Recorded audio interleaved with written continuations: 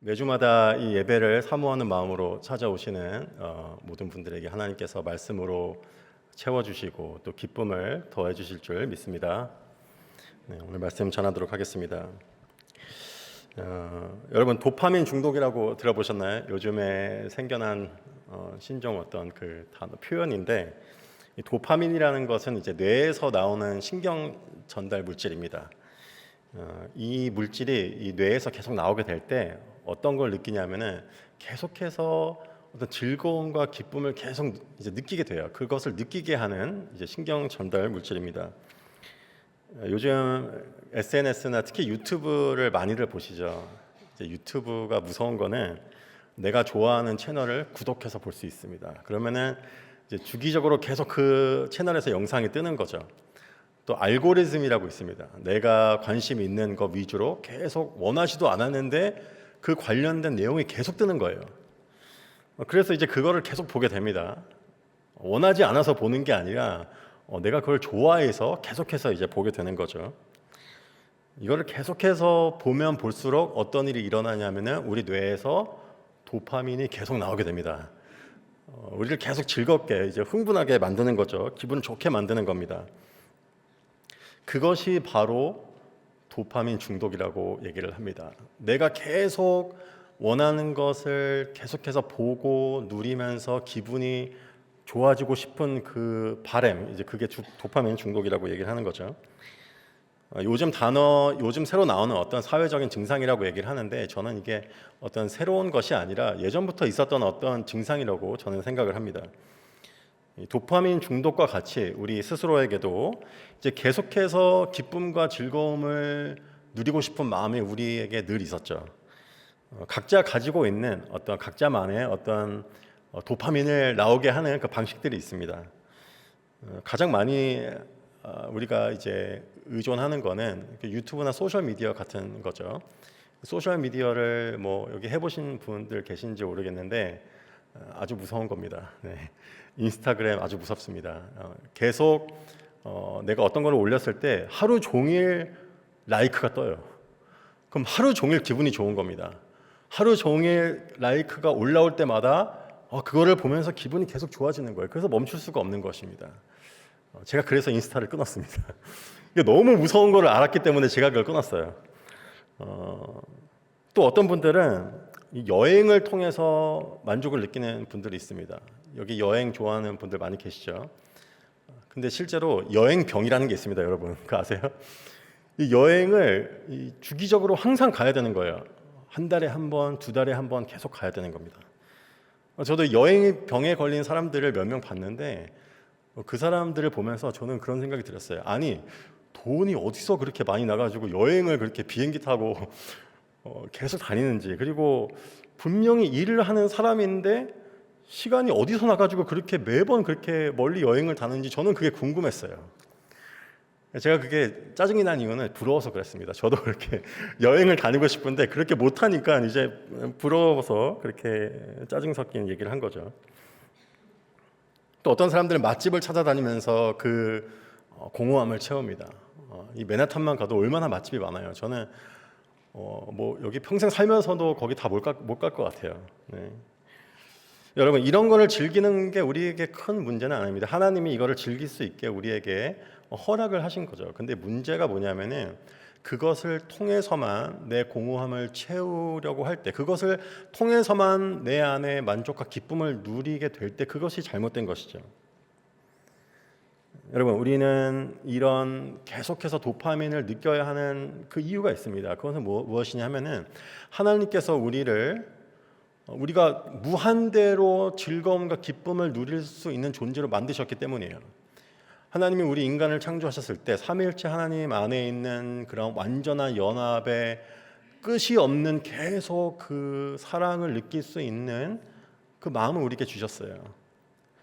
에덴 동산에 있을 때 우리가 계속 하나님을 알아가고 동행하면서 점차 하나님을 알아가는 그 느낌을 평생 영원토록 느끼게 만드셨는데, 이제 인간의 그 죄와 타락으로 인해서 우리는 하나님을 떠나버린 겁니다. 그럼 어떻게 되겠어요?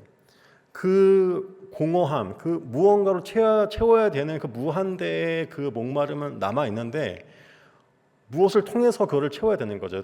그렇기 때문에 우리는 내 자신의 그 목마름을 채울 수 있는 무엇을 확보하기 위해서 평생 그것을 찾아다니는 것입니다. 오늘 본문에서 예수님은 목마름 가운데 고통받고 있는 한 여인을 찾아오십니다. 그리고 그가 더 이상 목마르지 않을 수 있는 방법을 그에게 제시를 하십니다. 오늘 본문 말씀을 통해서 내 안의 결핍과 목마름과 또 이 도파민 중독에서 어떻게 벗어날 수 있는지 함께 살펴보길 원합니다. 내가 결핍과 중독, 그 목마름에서 벗어나기 위해서는 먼저 나에게 심각한 문제가 있다는 사실을 우리가 인지해야만 합니다. 예수님이 13절 말씀 이렇게 말씀하시죠. 예수께서 대답하여 이르시되 이 물을 마시는 자마다 다시 목마르려니와. 예수님은 그 여인이 계속해서 목마름을 반복해서 느끼고 있다는 것을 아셨습니다.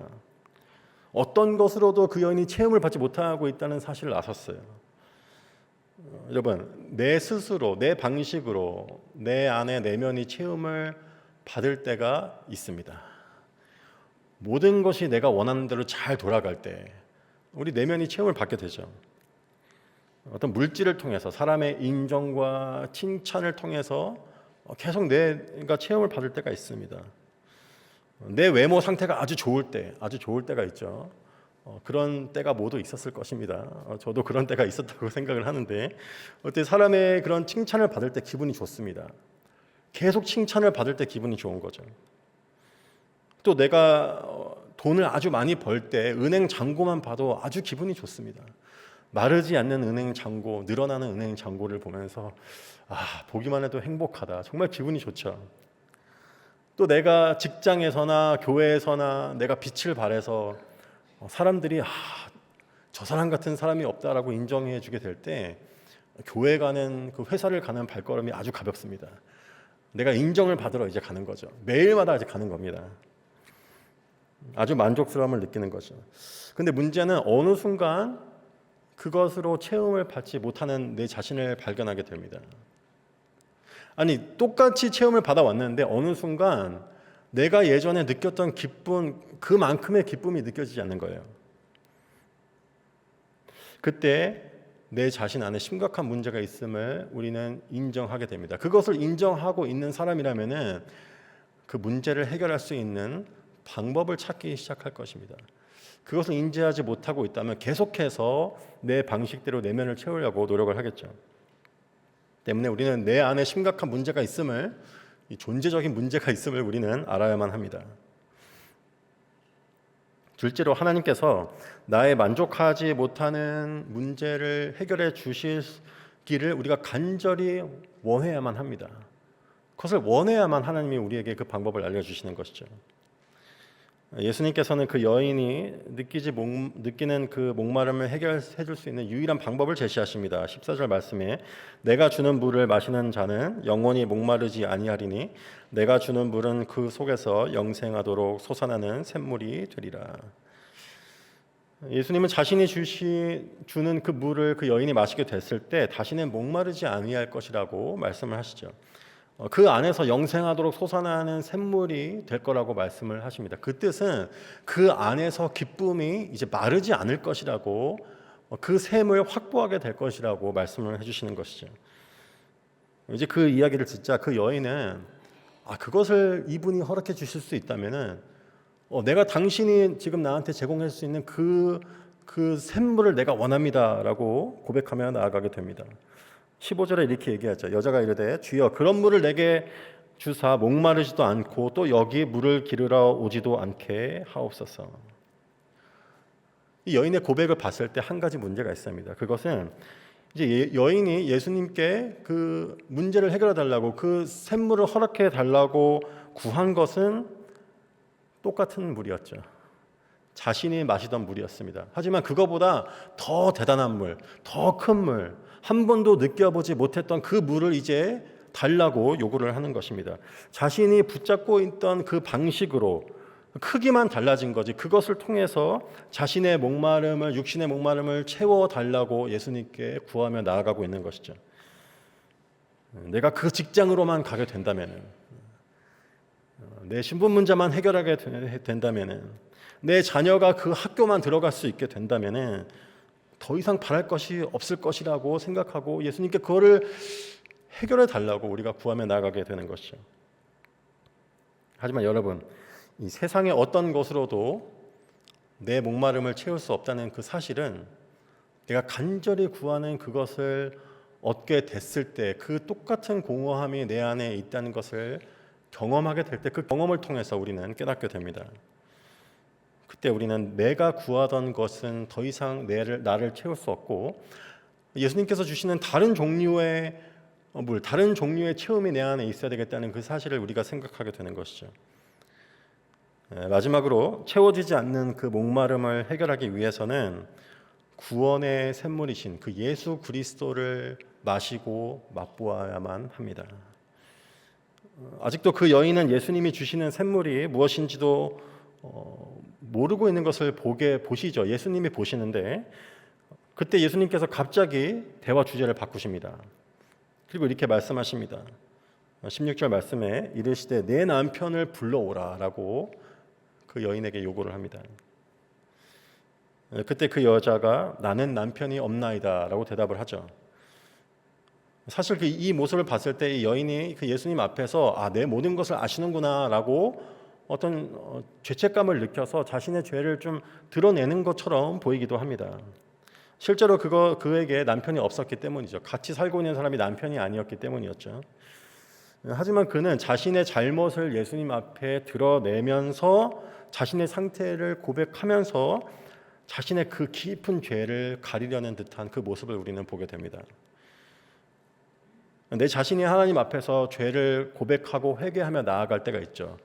하지만 그것을 내가 고백을 해도 다시 옛날 습관, 다시 옛날 마시던 그 샘물로 다시 나아가게 되는 내 자신의 모습을 발견하게 됩니다. 변하지 않는 내 모습을 발견하게 되는 것이죠. 그 이유가 무엇일까요? 그것은 내 스스로 죄를 회개하려 하기 때문입니다. 죄를 드러내면서 그것으로 은밀하게, 그것이 우리의 죄성이죠. 내 수치를 가리려고 하는 것이죠. 내가 또 거짓말을 했습니다, 주님. 내가 또 그 사람을 미워했습니다. 내가 또 넘어졌습니다 라고 고백하면서, 하지만 그러면서 내가 왜 계속 죄를 지는지, 왜 거짓말을 하는지, 왜 상대방을 찌르고 있는지에 대해서 그 이유에 대해서 알고 싶지 않은 것이죠.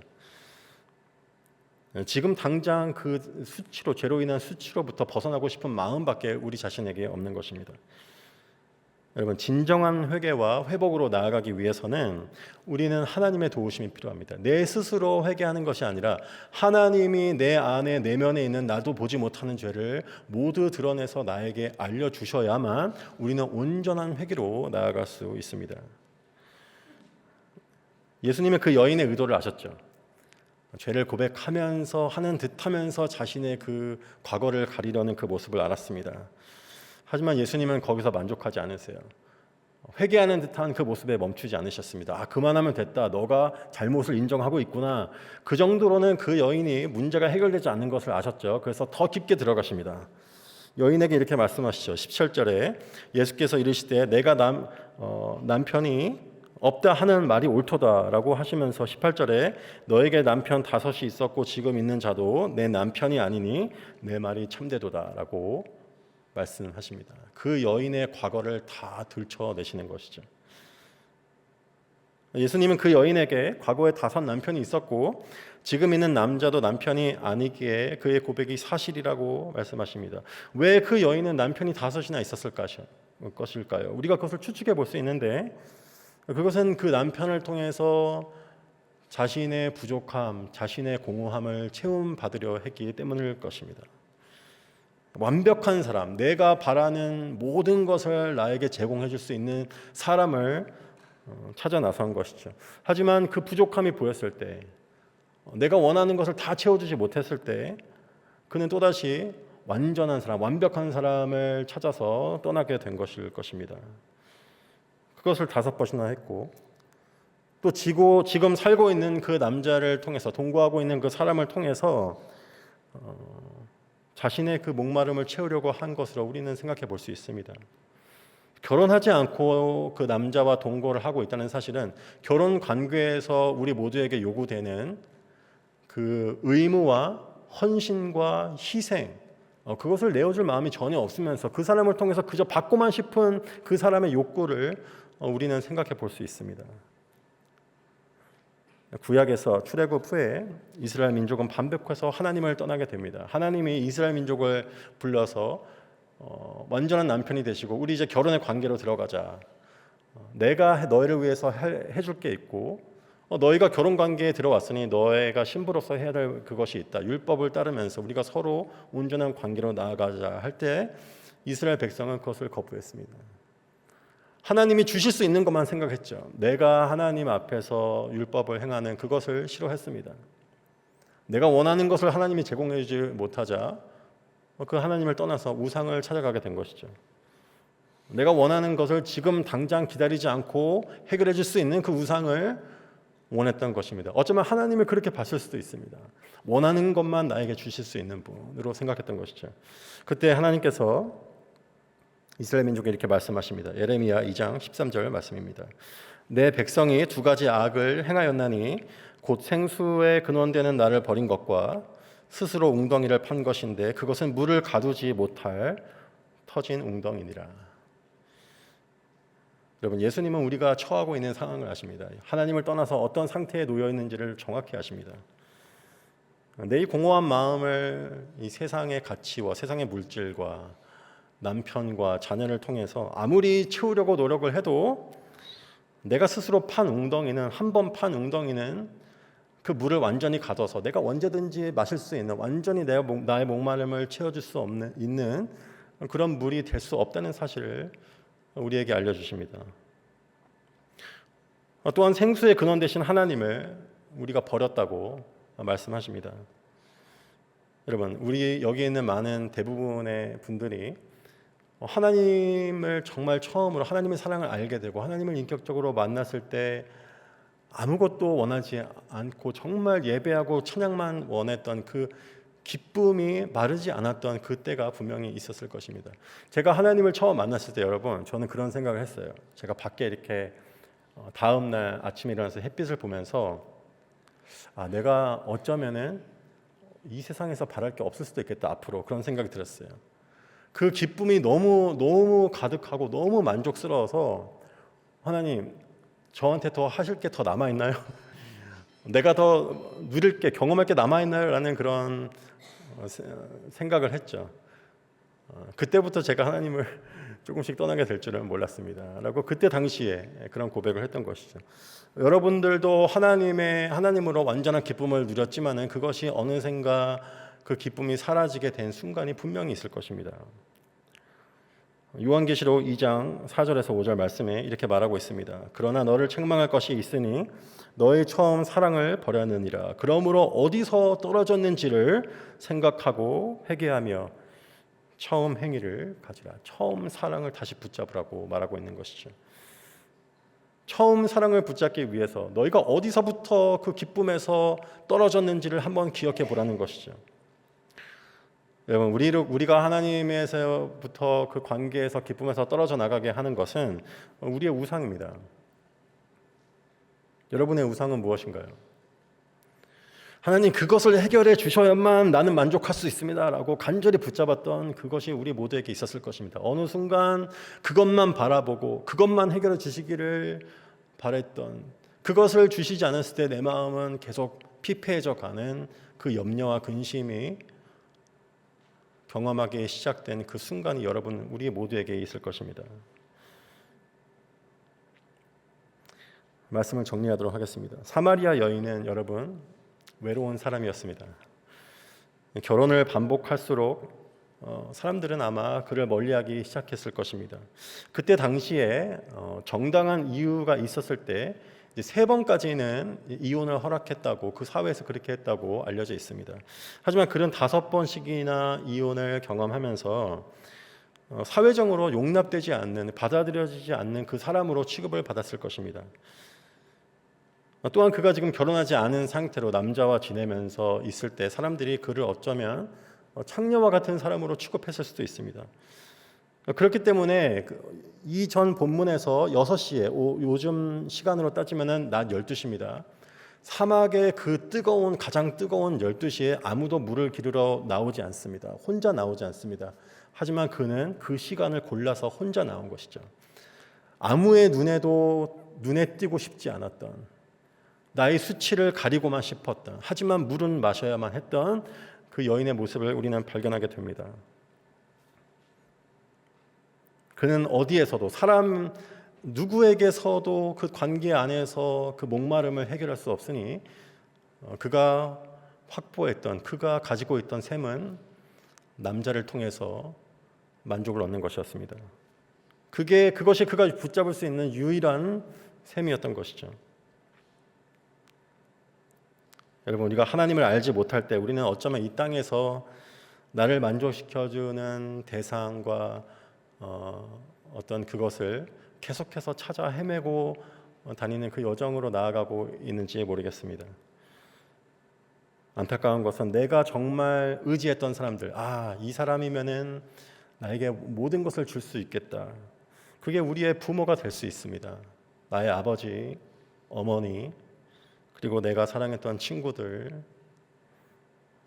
하지만 그 사람들에게 버림을 받게 됐을 때, 그 사람들로 인해서 내가 상처를 받게 됐을 때, 실망하게 됐을 때, 내 안에 감출 수 없는 그 계속해서 사랑을 받고 싶은 그 마음이 생겨나게 되는 것이죠. 안타깝게도 그것을 우리의 죄성으로 인해서 우리는 더 갈망하고 하나님을 떠나서 죄를 지으면서까지도 내 공허함을 해결하며 하는 그 자리로 나아가는 모습을 우리 자신에게서 발견하게 됩니다. 이러면 안 되는데, 이게 잘못됐는데, 하지만 그것을 멈출 수 없는 것이죠. 예수님이 그 여인에게 가서 내 남편을 불러오라고 물으셨을 때 그녀는 나에게 남편이 없다고 대답을 합니다. 그것이 자신의 잘못을 드러내는 듯하면서 어떻게 다른 각도로 보게 된다면은 어쩌면 그 사람은 지금도 같이 있는 남자에게 만족을 느끼기 때문에, 예수님도 남자로 보였기 때문에 이 사람이라면은 내가 원하는 모든 것을 줄 수 있겠다라는 그 기회를 이용해서 나는 남편이 없습니다 라고 말했는지도 모르겠습니다. 하지만 여러분, 하나님은 그렇게 우리가 하나님을 보기를 허락하지 않으십니다. 하나님을 이용 가치로, 우상으로 바라보게 됐을 때 우리는 계속해서 목마름을 경험할 수밖에 없고 하나님과 완전한 연합으로 갈 수 없기 때문이죠. 하나님은 우리와 온전한 연합을 위해, 우리를 다시 완전한 신부로 부르시기 위해 오셨는데, 내가 원하는 것만 요구하고 있다면 그것이 이루어질 수 없습니다. 때문에 하나님은 때로는 우리가 원하는 것을 단호히 거절하실 때가 있습니다. 내가 간절히 원하는 그것을 허락해 주지 않으실 수도 있습니다. 마르지 않는 샘물 대신, 나의 구원 대신 예수 그리스도를 발견하길 원합니다. 그것이 나에게 가장 필요한 것, 영혼의 체험을 줄 수 있는, 오직 하나님을 통해서 얻게 되는 것이 아니라 하나님이 내 영혼을 온전히 채울 수 있는 유일한 분이라는 그 사실을 아는 것이 필요합니다. 그것을 알고 있다면 하나님께 성령을 구할 것입니다. 성령님을 통해서 내가 원하는 것을 얻는 것이 아니라 성령님을 통해서 하나님의 그 완전한 그 선하심을 발견할 수 있게 되는 것이죠. 성령님이 우리에게 임할 때 그 하나님의 한없는 은혜와 그 십자가의 사랑을 알게 될 뿐만이 아니라 그것에 우리는 마시고 맛보게 될 것입니다.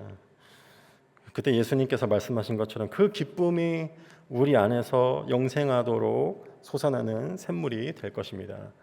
그 축복이 저와 여러분에게 임하기를 축원합니다.